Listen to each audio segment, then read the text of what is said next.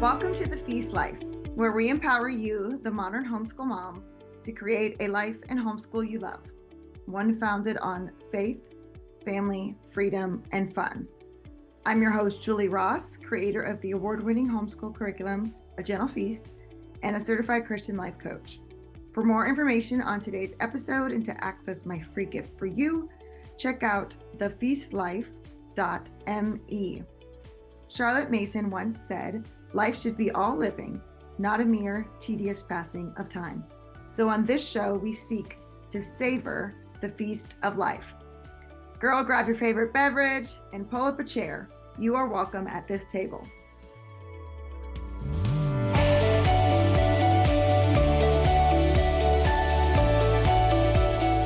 Hello everyone, welcome back to the Feast Life. I'm your host, Julie Ross, and today I'm going to be talking about 3 ways that we commonly waste time that you may not even realize. Oftentimes I hear from people, homeschooling is so hard because I just never have enough time to do all the other things, all the household things, all the family management things, and let alone find time for the things that I want to do to take care of myself or to grow myself or my interests. Oftentimes, though, the issue isn't that we don't have enough time. It's that we are doing particular behaviors that actually waste time, and we don't utilize the time we have in the best way. So today I'm going to talk about 3 ways that you may waste time without even realizing it. So the first one is how you think about time. Oftentimes I hear people say, "Oh, I'm the queen of overwhelm. I'm so overwhelmed. I'm so busy. I'm so exhausted. Oh, how are you doing? Oh, I'm so busy."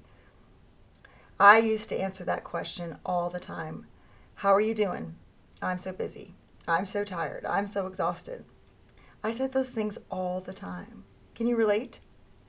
And then I realized with what I learned in my life coaching that what we're talking about here was by me continually saying that I was so overwhelmed, that I didn't have enough time, was just reinforcing that belief in my brain. I was making it easier for my brain to become overwhelmed and busy. And I was creating a result I didn't want in my life, which was actually more overwhelmed and busy. Let me give you an example here. So if you say, "Oh, I feel so overwhelmed," or "Oh, I'm so busy," or "I'm exhausted," how does that make you feel? Well, sometimes that makes me feel really stressed out. That makes me feel so anxious, right, when I think about how short I am on time and all the things I have to do. And when I get really anxious, I can do a couple things. One, I can feel the need to control, to micromanage, to get snippy with people who are wasting my time, to be snippy with my family, and want everything just to go the way I want so we can get it done because we don't have enough time around here. I don't really show up the way I want in those moments. I can be very controlling, not very kind or patient. Another thing that happens to me when I feel really anxious about time and all the things I have to do is I can become like a deer in the headlights. I become so overwhelmed with all the things on my plate, and I'm thinking about all those things, and I'm feeling that I don't have enough time, and all that stress and anxiety makes me freeze. And I actually can't focus on the things that I'm trying to do. It makes it harder to get things done in the time that I have because the thoughts that I'm thinking are causing me to feel so anxious and stressed. Sometimes too, when I feel overwhelmed and too busy, I just want to escape. Like I just want to go in my room and pull up the covers and take a nap, which actually makes me have less time in my day. So I've learned to stop saying, "I'm so overwhelmed" or "I'm so busy." Now I say things like, "Well, I have a lot on my plate," or "I'm working through a lot of different things right now." I have been practicing some thoughts like this. I always have enough time in my day to accomplish everything I need to. I already have the time to get this done. Time is just time. As time comes into our day and our schedule, what I really need was to practice my thoughts around it. Just listening to me say those things and think about how you feel. I always have enough time in my day to accomplish what I need. I already have the time to get this done. Anytime I really need to get something done, pockets of time will appear. How do you feel when I say thoughts like that? Do you feel frazzled, anxious, stressed, overwhelmed? I don't know about you, but when I think those thoughts, I feel calm, I feel patient. I trust that everything is going to get done in the right amount of time. Those are thoughts of abundance, that we always have enough time. I don't know how, but it's going to work out. I always have enough time to get the things done that I need to. When I say things like that, again, I feel relaxed, I feel confident, I feel calm. What happens is I show up differently. Instead of showing up and feeling anxious and overwhelmed from the minute I wake up in the morning, where I just want to shut down and I don't want to do anything and the work just keeps piling up, when I feel calm and confident, I actually get the things accomplished that I want to. If I'm continually telling myself I don't have enough time, then I'm not going to have enough time because I'm going to feel overwhelmed and I may shut down, or I'm going to feel anxious and then I'll feel out of control and I can't focus. I want to show up in my day from a place of faith and abundance, that there is enough time to get everything done that needs to today. And I have seen evidence of how this works in my life time and time again. See, our brains find evidence to support the beliefs that we have. So if I'm continually telling myself that I don't have enough time, I'm too overwhelmed, I'm too busy, I'm going to find lots of examples in my day to prove that. But if I believe there's always enough time to get things done and that pockets of time appear, I can show up in my day differently. I can show up calm and confident. I often get asked how I do all the things that I do, write my own curriculum and have my own podcast. And I honestly can just say that sometimes I feel like God just lets the sun stand still. He gives me an amazing ability to focus and all this stuff just kind of happens. And I really have no idea. I can honestly tell you sometimes I have no idea how I was able to accomplish the things that I have. But I think it comes down to this faith and trust that I'm going to have the time to get it done, which changes the way I show up. Just the other day, I had a lot going on, and we got stuck in a 2.5-hour traffic jam. I started to feel the stress and anxiety come up of how I wasn't going to have enough time to get everything done I needed to. But I was like, okay, I have a choice. I can get overwhelmed and anxious and upset by this, or I can practice my new thoughts. So I kept telling myself that everything will fall into place and I will have the time to do the things that I need to do in a different time. Yes, it was extremely inconvenient to be in the accident, but I was able to show up back home in a calm state and was actually able to get some few things crossed off my list. Another way that we often waste our time is through indecision. Our brains can get stuck in these loops on decisions, and we feel like we have to make the right decision. As homeschool moms, you know what that's like. We are constantly having to make decisions. Should I buy this curriculum or that curriculum?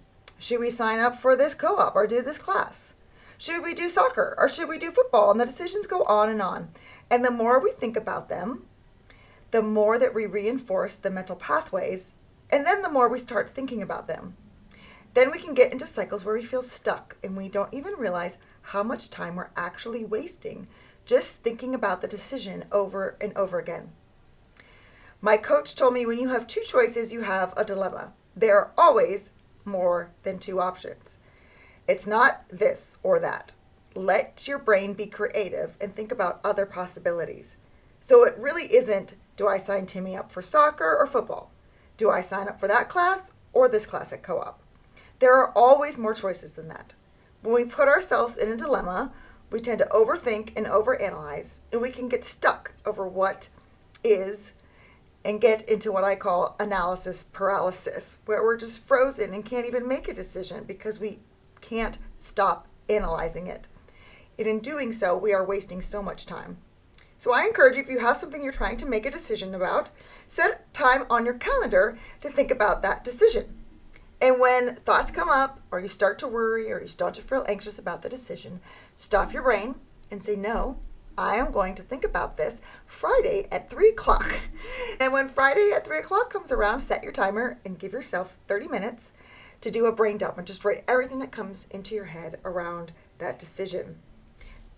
When you are able to stop your brain from getting stuck into thinking about a decision over and over again, you're able to focus more on the present and what you're doing right now. And when you can focus more on the present, you're actually able to get more done in a shorter period of time.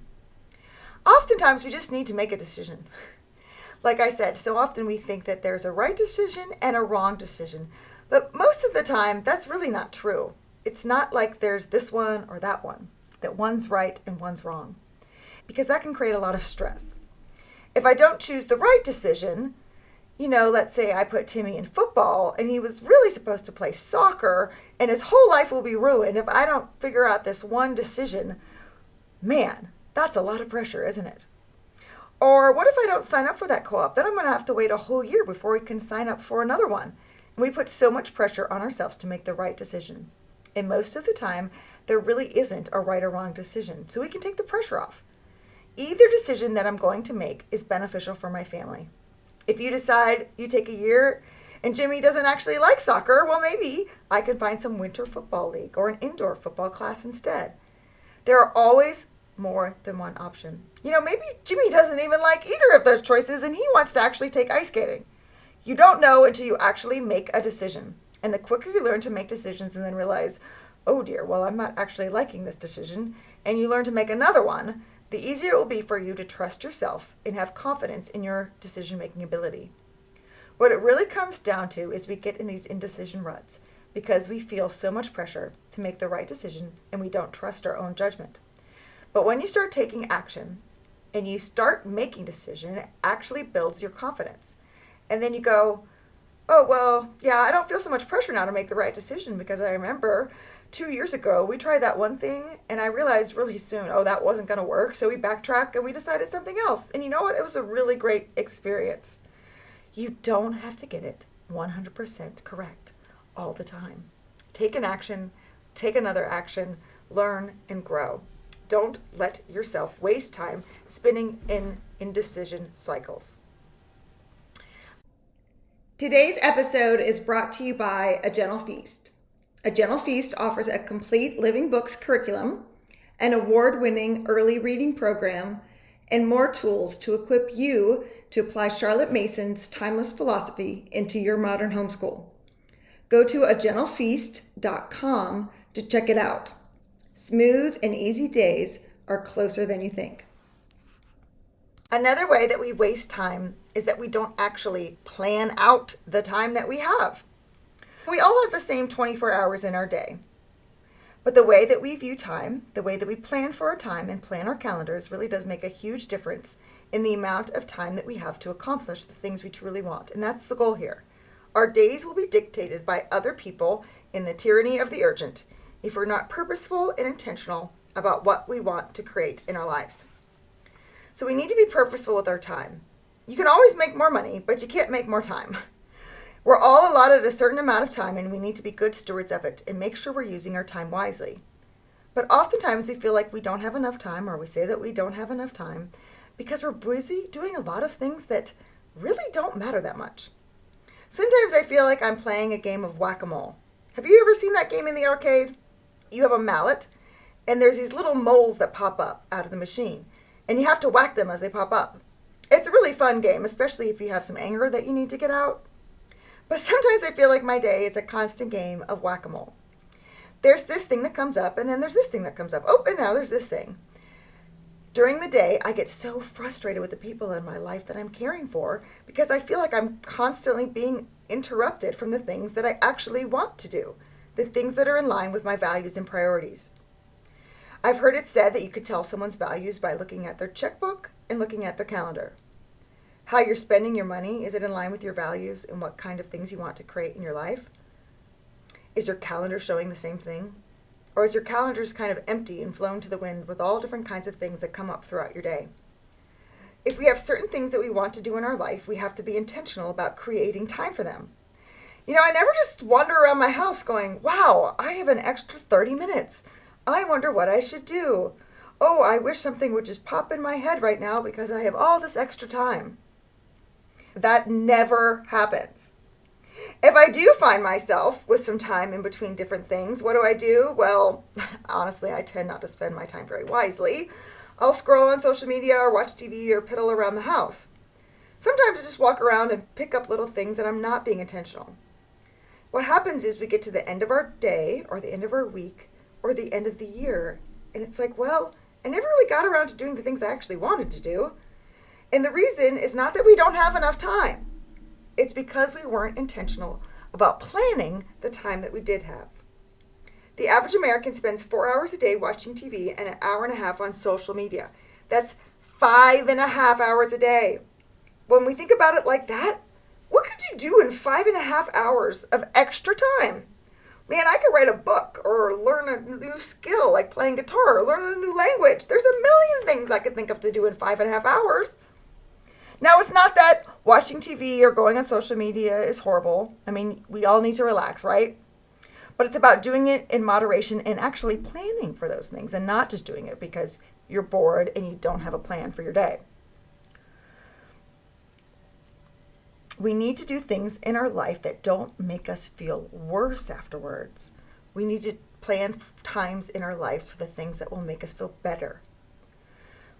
I talk to moms all the time about the importance of feeding your own heart, soul, and mind. That might look different for each person. For me, reading is really important. It helps grow my mind and it gives me things to think about. Being in nature is so healing. And I have to schedule these walks outside several days a week because I know they are so vital to me. Having a spiritual practice every day is also very important. So that's become part of my morning routine. And at this point, it's just automatic. It's like a non-negotiable. It just happens, just like brushing my teeth. So it's important, and it's not like you are ever going to be this machine. You don't have to schedule every second of your day, but you do have to make sure you're putting on your calendar the things that are most important to you. And one of those things should be self-care. Oftentimes that gets pushed to the wayside. Oh, I'll take care of myself when I have some more time. Or I'll take care of myself after school's over. Or I'll take care of myself after the kids go to bed. You're not going to ever get just extra time. In order to be the best mom that you were created to be, you have to take care of your physical body, your mental health, and your spiritual life. Where in your schedule, if I went and looked at your calendar right now, where would that be happening? If it's just going to kind of happen whenever maybe probably you might sometimes get around to it, girl, it is not going to happen. And we fill our day with other distractions, and then we'll fill our extra time up with social media and TV, eating food, whatever. We need to be intentional about how we schedule our time. So at the beginning of the year, I start planning my time and say, okay, what are some things that are non-negotiable for me this year? If I want to go on a field trip to such and such place, if we're going to take a nature hike, where on the calendar is that? Research, like where are you actually going to go? Do you need to schedule this? What kind of things do you need to bring there? What do you need to book? Oftentimes, if I book something and I pay for it, it's going to happen. That's why I do it several months out. Then it becomes a non-negotiable for me. It's on the calendar. I paid for it. It's booked. No matter what happens, we are going to make this. Otherwise, those priorities and those visions and those goals we have for our life, they're really just a wish. It's when you actually schedule it that it becomes doable. Sometimes people worry that if I'm too scheduled, I can't be spontaneous. Or I hear people say, oh, I'm just one of those go with the flow kind of people. Or my life is too full and my kids, we have so much going on that if I book something ahead of time, I'm worried it's just not going to happen. So then you just wait to the last minute. And I think we come up with those kind of excuses for being intentional. Because yes, if we plan something, there might be something that comes up and we won't be able to do it and we'll have to reschedule it. But at least we've made it a priority. And now there's actual greater chance that it will happen. If I wait to the last minute, there's a very high probability that it will not happen. So I plan out my year, filling in big, fun priority things at least once a month. I plan then each week out on Sunday. I do this for school, and I'll put a link in the show notes to a video where I show you how I planned out my lessons for the week for my 5 kids in 30 minutes on a Sunday. I also plan out the rest of my day too. So oftentimes as homeschool moms, we can just focus on planning the hours that we're actually doing school, and we don't have a plan for our mornings or our afternoons or evenings, and we get sucked into these time wasters. So plan for the rest of your day as well. What are you doing in the morning before the kids get up? What are you doing to shut down your school day? What are you doing for your evening routines and those kind of things? I add my priorities to my calendar first, and then I add in other tasks to the empty time slots. Sticking to a plan helps me stay focused, while still leaving room for spontaneous changes. People often say, I'm not a planner, but sometimes that's just an excuse not to even try. We are worried that we'll fail. We're worried that we won't be consistent. Having a plan for your time doesn't mean you're a slave to schedule. It just means you will have a greater likelihood of getting the things done each week that are important to you. If we wait around for an opportunity to do some of the things that we really want to do, like time is just going to fall into our laps, it's just not going to happen. And then we end up getting frustrated and resentful with either the people in our lives or the circumstances in our lives that we feel are keeping us from doing the things that we actually really want to do. So in conclusion, we learned about 3 different ways that we often waste time. The first one is our negative thoughts around time that are actually causing us a lot of stress and anxiety and making it so it's harder for us to focus. Another way that we waste time is being stuck in indecision and thinking about decisions over and over again instead of just moving forward. And then the third one is by not intentionally planning out our priorities and putting them on our calendar. I hope you found this episode helpful. Until next time, remember, life is a feast. Let's savor it. Hey there, Julie Ross here. I just wanted to say thank you for listening to today's episode. If you like this show, it would mean the world to me if you would leave a positive review in iTunes. This really does help people learn about the podcast. And each month I will pick a winner to receive a free gift. Don't forget to check out all the free resources we created for you at thefeastlife.me. Thank you.